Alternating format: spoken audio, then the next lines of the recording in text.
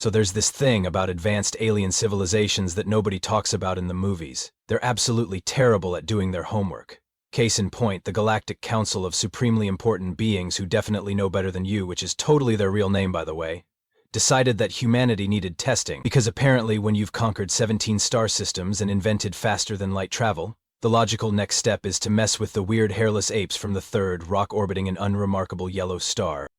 Ambassador Klaxon of the Zenthari Empire stood before the Council's floating crystal podium, his four arms gesticulating wildly, as his species tended to do when they were being particularly dramatic, which was always. The Zenthari had evolved from something that looked like a cross between a praying mantis and a tax auditor, and somehow managed to be twice as annoying as both. Esteemed council members, Klaxon announced, his voice carrying that special tone of condescension that only comes from beings who think they've figured out the universe. The humans of Earth represent a curious anomaly. They've developed nuclear weapons, space travel, and something called social media, yet they still cry at moving pictures of small animals. The council chamber buzzed with what passed for alien laughter. Councilmember Vortak, who resembled a disappointed purple mushroom, nodded sagely. Indeed, Ambassador, their emotional instability makes them unpredictable. We must determine if they pose a threat to galactic order. Which is why, Klaxon continued, practically vibrating with self-satisfaction, I propose we subject them to the Beast Arena Challenge. It's foolproof. We construct a combat dome, populate it with our most fearsome predators from across the galaxy, and observe how these humans react under pressure. Do they flee in terror? Do they fight with primitive weapons? Do they attempt diplomacy with creatures that want to eat them? He paused for effect. The results will tell us everything we need to know about their species. What the results would actually tell them was that they really should have spent 5 minutes on human internet first. But hey, who has time for research when you're busy being cosmically superior?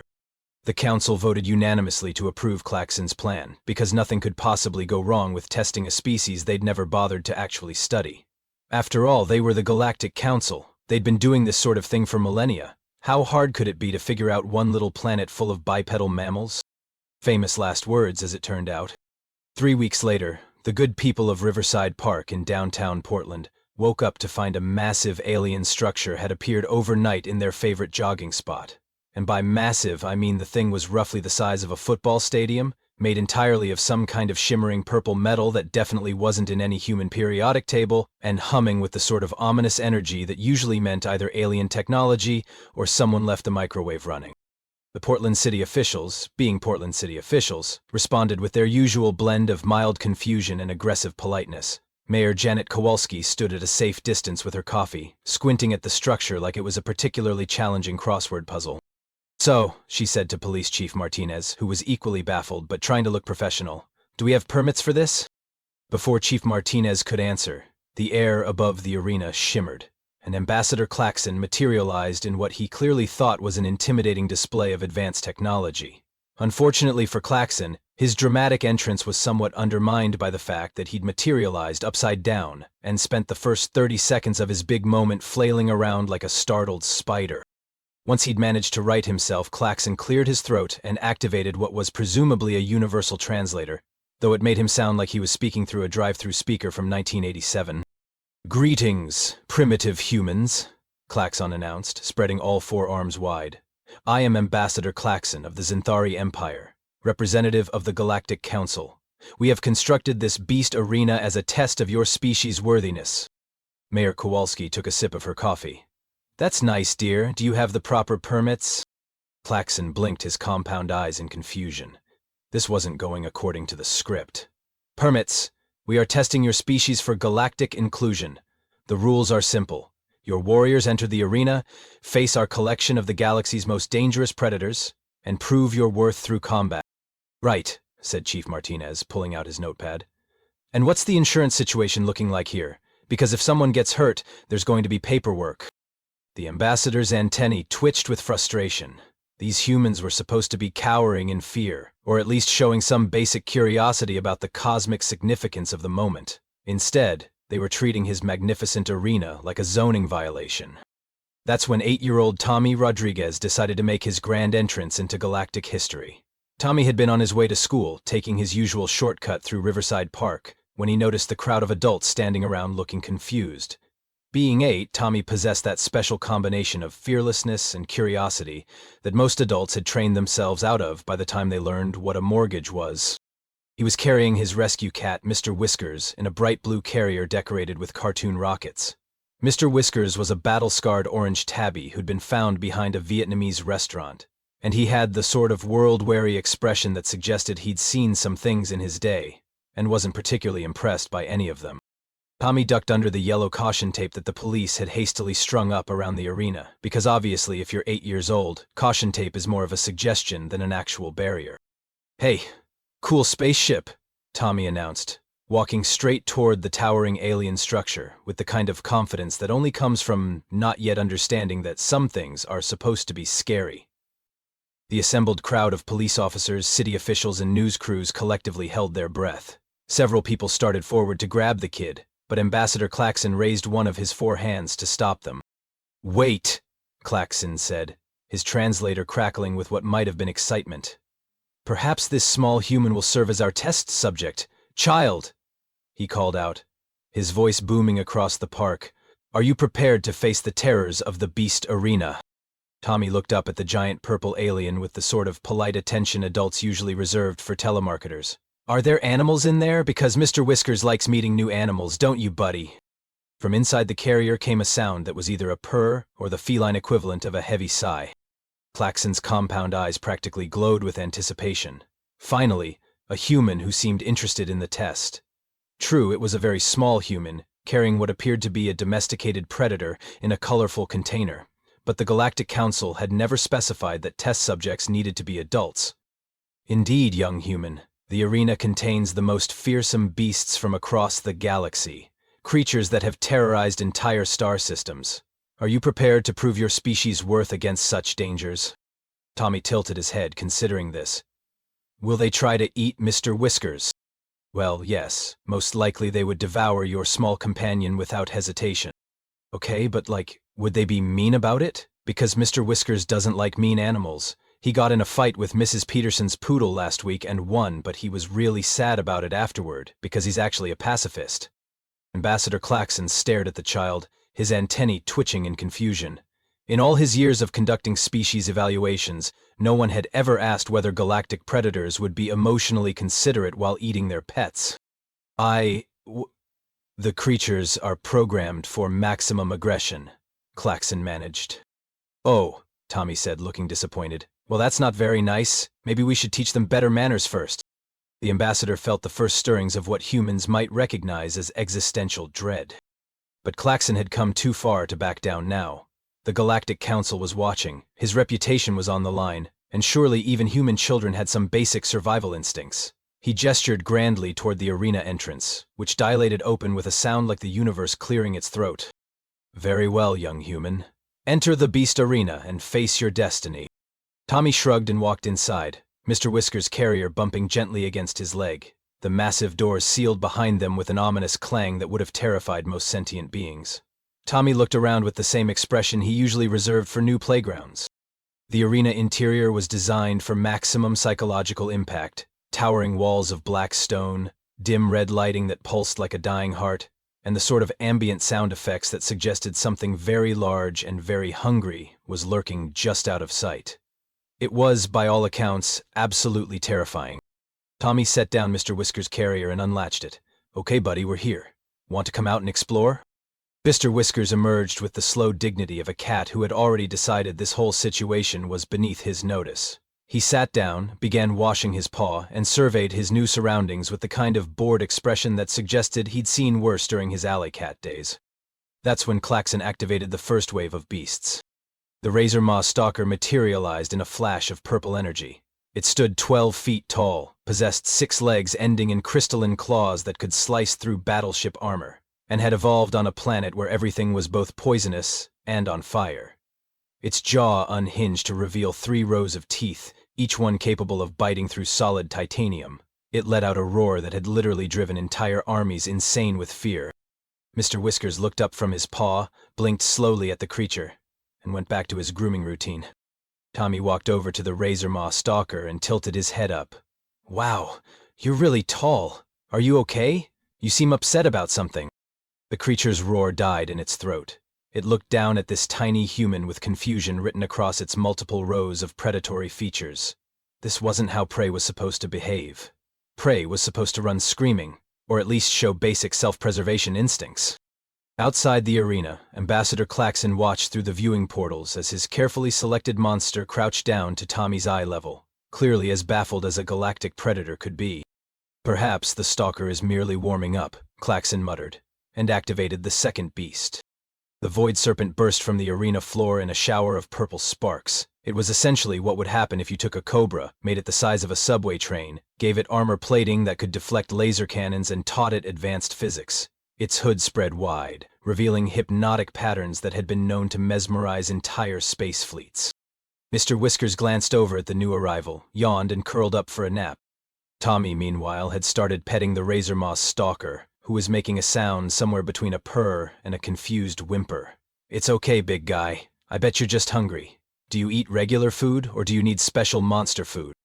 The void serpent, having expected its hypnotic display to result in immediate paralysis and terror, found itself instead being completely ignored by a cat and addressed like a confused pet by a small human. It lowered its hood and made a questioning hissing sound. "Oh, you're here too," Tommy said, noticing the serpent. "Are you friends with the tall one? You should probably introduce yourselves properly. My mom says it's important to use manners when you meet new people." Claxton's antennae were now vibrating so rapidly they were creating a small breeze. This was impossible. These were apex predators from death worlds across the galaxy. They should have reduced the child to component atoms by now. Instead, he watched in growing horror as Tommy somehow convinced the Razormaw stalker to lie down so he could pet its head, while the void serpent coiled nearby, in what could only be described as a polite waiting posture. "Perhaps they need more aggressive creatures," Klaxon whispered, and activated the third beast. The nightmare spawn materialized in the arena's center in a cloud of sulfurous smoke. It wasn't so much a creature as it was a living embodiment of every phobia that had ever existed. It shifted constantly between forms, never quite settling on any specific shape because it was too busy being every terrifying thing at once. Looking at it directly was supposed to cause immediate psychological breakdown in most sentient species. Mr. Whiskers opened one eye, looked at the nightmare spawn, and somehow managed to convey the impression that he'd seen scarier things in the dumpster behind the Vietnamese restaurant. Tommy looked over at the writhing mass of cosmic horror. "Oh wow, you can change shapes! That's so cool! Can you turn into a dinosaur? I really like dinosaurs." The nightmare spawn, which had spent eons perfecting the art of psychological terror, found itself completely stumped. It tried shifting into the form of a massive T-Rex, because apparently taking requests from 8-year-olds was just where its life had ended up. "That's awesome," Tommy clapped his hands. "Can you make dinosaur sounds too?" The ancient entity of pure fear let out a tentative roar. "Perfect. Oh, but make sure you don't scare Mr. Whiskers. He's had a long morning." Ambassador Klaxon stared through the viewing portal as his collection of galaxy-terrorizing super predators essentially turned into the universe's most dangerous petting zoo. This was not going according to plan. That's when things got exponentially worse for the Galactic Council's carefully laid plans, because more humans started showing up, and not the kind of humans Klaxon might have hoped for, like trained soldiers or professional monster hunters. No, these were regular humans doing regular human things, which turned out to be far more terrifying from an alien perspective. Burst through the arena entrance was Tommy's grandmother, Rosa Rodriguez, a 73-year-old retired librarian who had noticed her grandson's backpack abandoned outside and followed the trail of confused police officers. She was carrying a small cooler bag and wearing the kind of sensible walking shoes that suggested she'd dealt with more dangerous situations than cosmic predators during her library career. "Tommy Miguel Rodriguez, you get away from those animals right now," she called out in the tone that had once silenced entire rooms of rowdy teenagers. "You don't know where they've been." The Razormaw stalker, who had been enjoying having its head scratched, immediately backed away from Tommy and tried to look like it hadn't been participating in unauthorized petting. Rosa surveyed the arena with the practiced eye of someone who had once managed the children's section during summer reading programs. "And you," she said, pointing directly at the nightmare spawn, who was still stuck in dinosaur form, "stop that roaring. You'll wake the babies in the neighborhood." The cosmic entity of pure terror fell silent immediately. Tommy ran over to his grandmother. "Abuela, look, I made new friends. This one changes shapes and this one has really soft fur and the snake one is really polite." Rosa opened her cooler bag and pulled out a thermos and some sandwiches. That's nice, mijo. Did you remember to wash your hands before touching strange animals? And don't call it a snake, that's rude. It's obviously a serpentine individual. Outside the arena, Ambassador Klaxon's compound eyes were bulging in disbelief.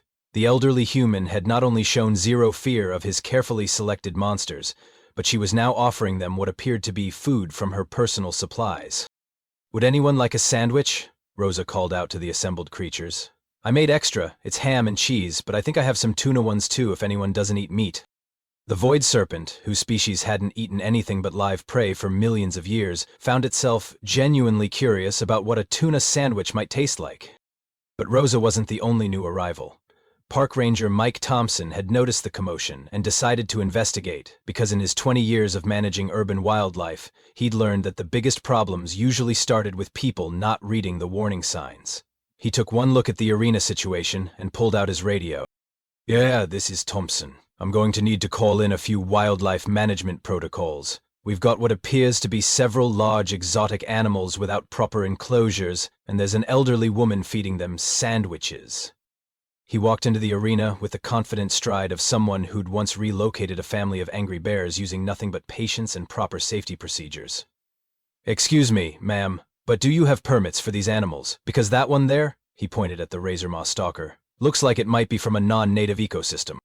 Oh, they're not mine, Rosa replied, unwrapping another sandwich. They belong to the tall bug person outside, though between you and me, I don't think he's been feeding them properly. Look how thin this one is. The nightmare spawn, who existed partially outside normal reality and had never been described as thin in its entire cosmic existence, looked down at itself with something approaching self-consciousness. Ranger Thompson nodded seriously and made notes on his clipboard. We'll need to set up proper feeding schedules and enrichment activities. These look like apex predators, which means they need significant mental stimulation to prevent behavioral problems. 3 teenagers who had been skateboarding through the park chose that moment to investigate the weird purple building, because teenagers possess a supernatural ability to find trouble and then treat it like entertainment. They climbed through a maintenance opening in the arena wall and dropped down into the main space. Whoa, sick setup, announced Jake Martinez, Tommy's 15-year-old cousin, pulling out his phone. Are you guys filming some kind of monster movie? These costumes are insane. His friends Madison Chen and Alex Thompson immediately started taking selfies with the various galactic predators, who had now completely given up any pretense of being threatening and were posing cooperatively for the photos. Dude, post this on TikTok, Madison said, scratching behind what might have been the void serpent's ears. This is gonna get so many views. What's the movie called? Outside the arena, Ambassador Klaxon was having what his species would recognize as a complete nervous breakdown. His antennae had stopped twitching and were now hanging limp with defeat. The most fearsome creatures in his collection were being treated like a combination petting zoo, soup kitchen, and photo opportunity. Council member Vorthak's voice crackled through Klaxon's communicator. Report, Ambassador. How are the humans responding to the Beast Arena challenge? Klaxon looked through the viewing portal, where Tommy's grandmother was now teaching the nightmare spawn how to make its dinosaur roars less scary and more friendly, while a park ranger filled out what appeared to be adoption paperwork for cosmic horrors, and teenagers took Instagram photos with creatures that had once terrorized entire star systems. Violent. They're treating it like a community event, Klaxon whispered. The small human brought backup. Elderly backup. With food. There was a long pause from the council communicator. Did you just say the humans brought snacks to our cosmic trial of terror? Klaxon watched as Rosa Rodriguez convinced the Razormaw stalker to sit properly while she braided some kind of decorative bow into its crystalline claws. Yes, council member, and I think the creatures like the snacks better than the fear. The emergency session of the Galactic Council convened exactly 47 minutes later, which was a new record for how quickly an advanced alien civilization can completely panic. Council member Vorthak's purple mushroom form was vibrating with what could charitably be called distress, while the other council members flickered through various states of confusion, denial, and what humans might recognize as existential crisis. Let me understand this correctly, announced council leader Zephyros, whose species resembled a cross between a jellyfish and a very disappointed philosophy professor.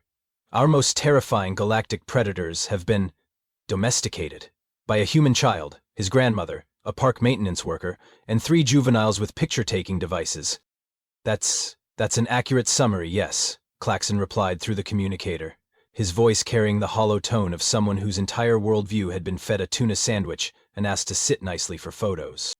Back on Earth, the situation had evolved beyond anything the Galactic Council's most pessimistic projections could have imagined.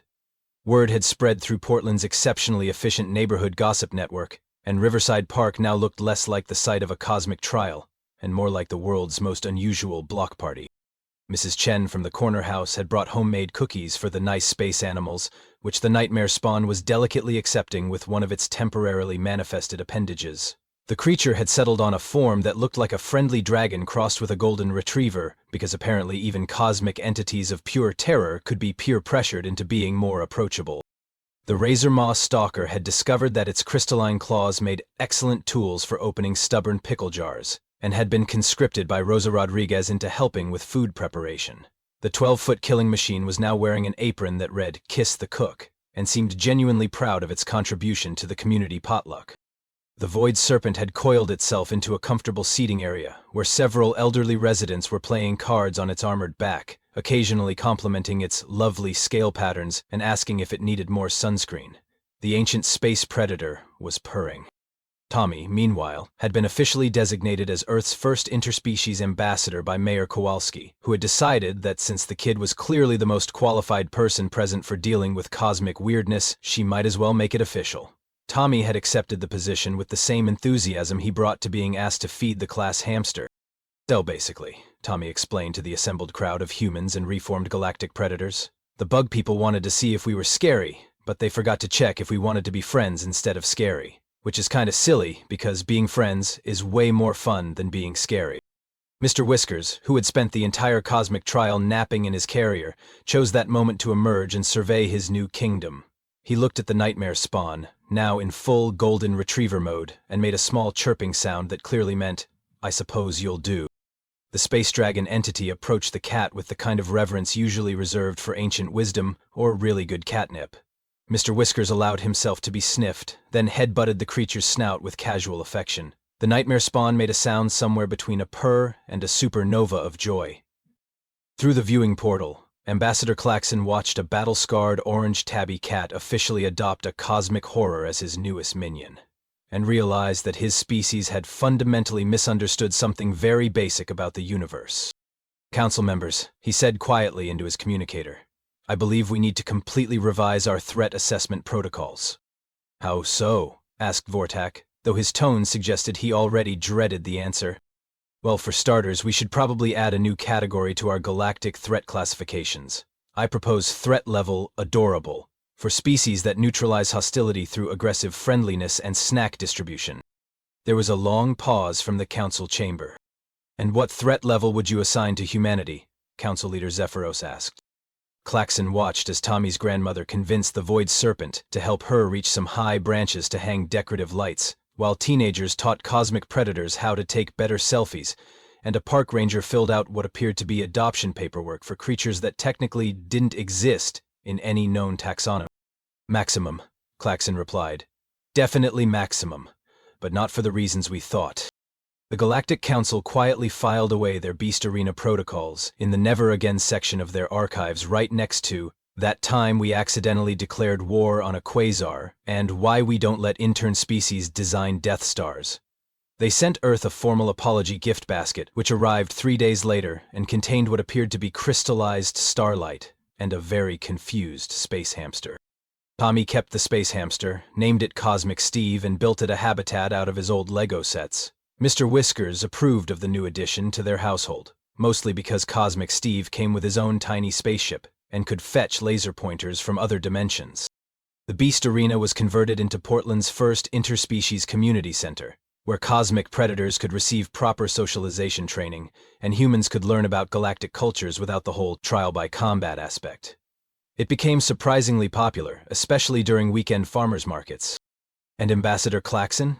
He retired from diplomatic service and opened a small cafe in the arena's former control room, specializing in cross-cultural cuisine and serving the best tuna sandwiches in 3-star systems. Rosa Rodriguez taught him the recipe personally. Because that's the thing about humans that the Galactic Council never figured out from all their advanced scanning and cosmic intelligence gathering. We don't conquer the universe through superior firepower or advanced technology. We do it by showing up with snacks, asking if anyone needs help, and somehow convincing eldritch horrors that they'd be happier as house pets. It's not the most dignified way to achieve galactic dominance, but it's definitely the most comfortable. And really, when you think about it, isn't that the most human thing of all?